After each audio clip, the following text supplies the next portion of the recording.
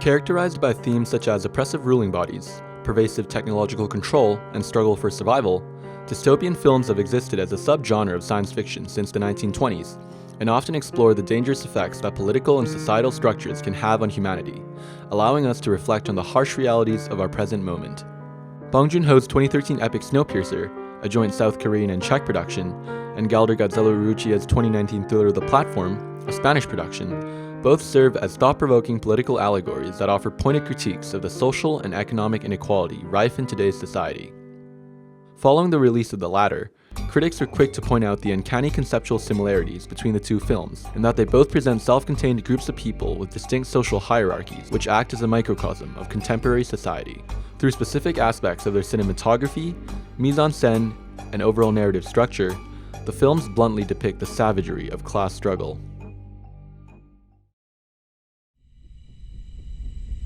In both Snowpiercer and The Platform, the protagonist embarks on a journey to overthrow the existing social order in the hopes of achieving greater equality within their societal structure. We'll be different when we get there. Notably, both films utilize direction-oriented camera movement to convey progress in their protagonists' journeys towards their respective destinations. Snowpiercer's camera movement is predominantly lateral and governed by a simple rule: the tail of the train is camera left, and the front of the train is camera right. According to Tony Zhou of Every Frame a Painting, screen direction is used as a tool in the film to demonstrate character choice. During the Yekaterina Bridge fight scene, as Curtis realizes that Minister Mason is injured and within reach, we get this close-up tracking shot alongside him charging forward, desperately trying to get to her. The shallow depth of field creates a beautiful image, with sparks flying and torches blazing around him in a blur, as if he is traversing through a hellish inferno. Suddenly, his protege Edgar calls out. The film crosscuts between Mason in agony, a pleading Edgar, and Curtis in the middle. The message is clear. Curtis has to choose between plowing forward in pursuit of Mason or turning back to try and save Edgar. Ultimately, he turns back forward towards Mason. This cuts to a close-up of a resigned Edgar, aware that his death is imminent. Bong uses a simple visual idea of left or right to dramatize and ramp up the stakes of Curtis's decision, making Edgar's death all the more heart-wrenching for audiences to watch, warning of the sacrifices that have to be made to achieve progress, both in context of the film and in our society. Just as Snowpiercer's cinematography is mainly lateral, The Platform's is vertical. In fact, the verticality of the film is manifested in the fundamental structure of the monolithic prison itself. In one particular sequence, Goring and Baharat come to the unnerving realization: La plataforma no ha parado.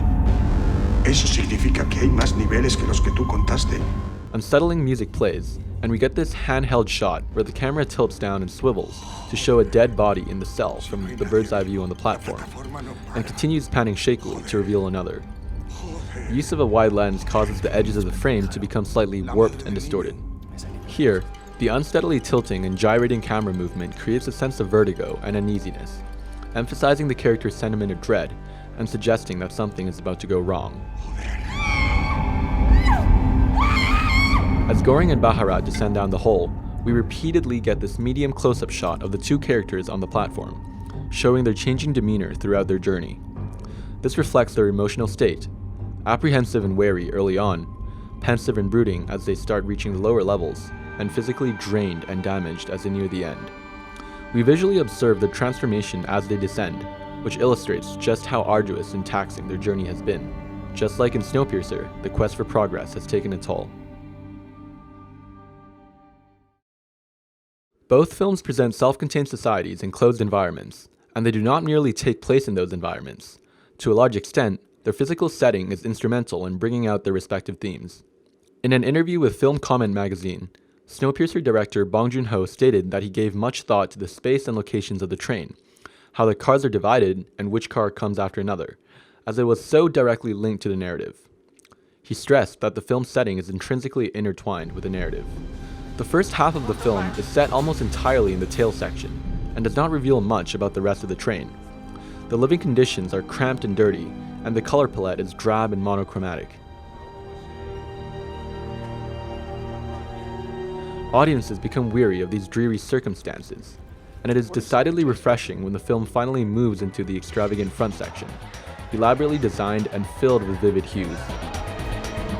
According to production designer Andrei Nekvasil, the train cars deliberately drew on influences from luxury trains, jets, cruises, and hotels, both antiquated and contemporary, thus tempting audiences to yearn for the front section.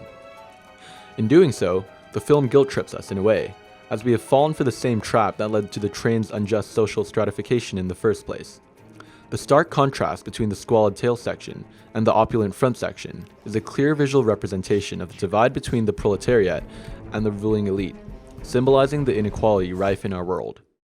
The platform's production design was also key to achieving the effect that director Galder Gazelu-Ruccia wanted the film to have on audiences. Just as Bong Joon-ho maintains that the Snowpiercer train was designed from its fictional creator Wilford's perspective, Gazelu-Ruccia states that the prison's design represented its dehumanized coldness and was done from the point of view of the society that conceived it. The simple rectangular design of each cell works, as it creates a very limited space, boxing the characters and audience in. Yet, the format is repeated over and over again, and the seemingly never-ending stack of cells contrastingly gives a sense of expansiveness and mysteriousness regarding what is above and what is below. Similar to Snowpiercer, not much of the prison is initially shown. At first, the story is told with tight shots that don't give away much, and more of the prison is shown little by little as more information is revealed through the characters' dialogue. The platform is also similar to Snowpiercer in its deliberate use of color to create an oppressive environment, and to tap into the emotional state of the characters.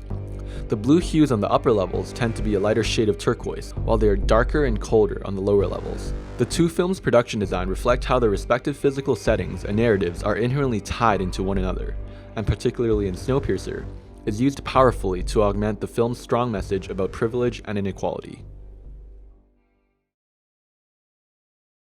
The narratives of both Snowpiercer and the platform are double-edged, in that their endings are deliberately left ambiguous and up to the audience's own interpretation. This concurrently invokes both hope and despair, and leaves audiences thinking about the films long after the credits roll.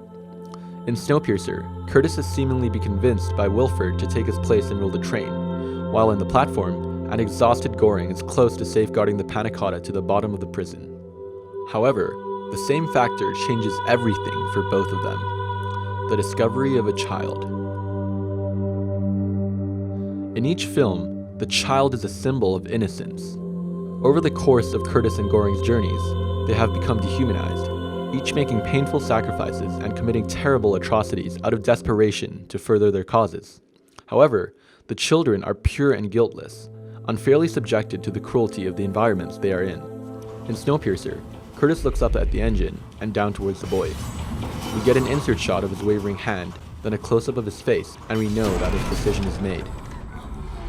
In the platform, we get a slow and subtle track out of the girl eating the panna cotta, allowing the significance of Goring's choice to sink in. Still, a bloody Goring looks at Baharat and smiles, and we know that he has made the right choice. By saving the children, the protagonists have irreversibly changed the course of their journeys. Bong elaborates on the duality of Snowpiercer's ending. The film's last shot is of a polar bear, revealing that life exists outside the train. There is hope that Yona and Timmy will survive and repopulate the human race, but they have never set foot in the outside world, and the odds are undeniably stacked against them. Similarly, the platform ends with the girl ascending on the platform, but the implications of this are never revealed. In an optimistic interpretation, the shocking revelation of the girl puts an end to the brutal vertical self-management center, but the unscrupulous conscience of the prison administration suggests otherwise. La administración no tiene conciencia. Not only do these ambiguous endings get audiences thinking, but they are also reflective of the film's respective messages. In a fitting allegory for total revolution, Curtis blowing up the Snowpiercer train suggests that the only way to fix such a flawed and unjust society is to tear it down completely and hope that something new springs up from it. Likewise, Goring's self-sacrifice to send a message for the greater good shows that there are individuals who would give up their position voluntarily to achieve a more egalitarian society. However, it is much more difficult for those in a privileged position to collectively give in, and as long as there are a selfish few, that selfishness will spread. Conceptually and thematically similar, Snowpiercer and the platform stand testament to the deep-rooted societal and economic inequality that permeates all of society, and make clear that painful sacrifices are necessary for change. As Gazelu-Ruccia puts it, genre cinema is a great vehicle to protest, and the two films have done just that.